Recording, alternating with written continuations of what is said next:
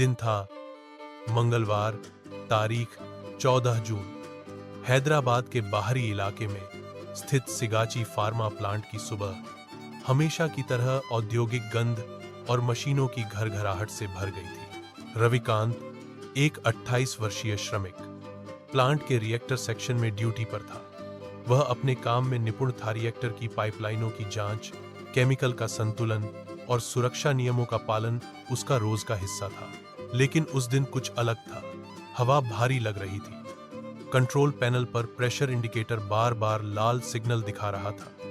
रविकांत ने मैनेजर को सूचित किया, पर जवाब मिला, घबराने की बात नहीं है, बस सेंसर गड़बड़ कर रहा होगा। तभी एक झटका धमाका हुआ। एक भयानक विस्फोट ने पूरे रिएक्टर सेक्शन को झकझोर दिया। आग की लपटें, जहरीली गैस और कांच के टुकड़े चारों ओर उड़ने लगे। लोग चीखने लगे। चारों तरफ अंधकार और धुआं फैल गया। रविकांत हवा में उछल गया और रिएक्टर रूम के पिछवाड़े जा गिरा। एक भारी पाइप उसके पैरों पर गिर पड़ा और वह फंस गया। उसके चारों तरफ लपटें और धुआं था। सांस लेना कठिन होता जा रहा था। आंखों के सामने अंधेरा छा रहा था।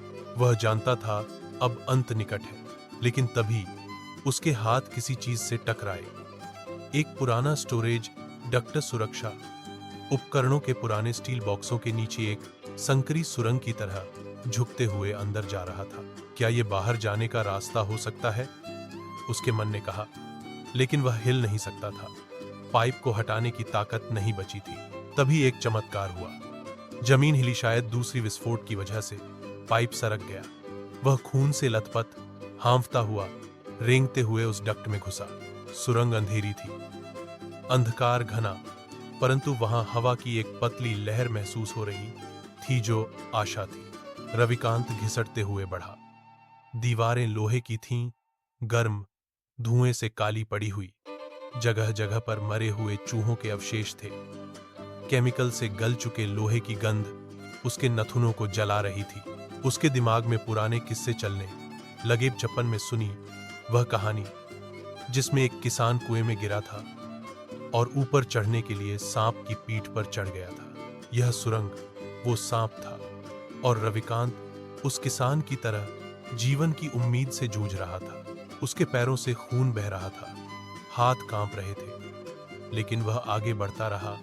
आगे, बस कुछ और कदम। 3 घंटे बाद फैक्ट्री की पिछली दीवार के पास एक जंग लगी ग्रिल धीरे धीरे धकेली गई और वहां से बाहर निकला एक अधमरा, झुलसा हुआ आदमी रविकांत। वह खेत की घास पर गिर पड़ा। आसमान खुला था, पर सूर्य की चमक उसकी आंखों को चुभ रही थी। उसके चेहरे पर आंसू बह निकले। आंसू दर्द के नहीं थे, ये जीवन के आंसू थे। गांव के एक किसान ने उसे देखा और शोर मचाया। अस्पताल बुलाया गया। वह बेहोश था, लेकिन जिंदा। जब उसे होश आया, डॉक्टरों ने कहा, तुम चमत्कार हो। उस सेक्शन से कोई नहीं बचा, सिर्फ तुम बचे हो।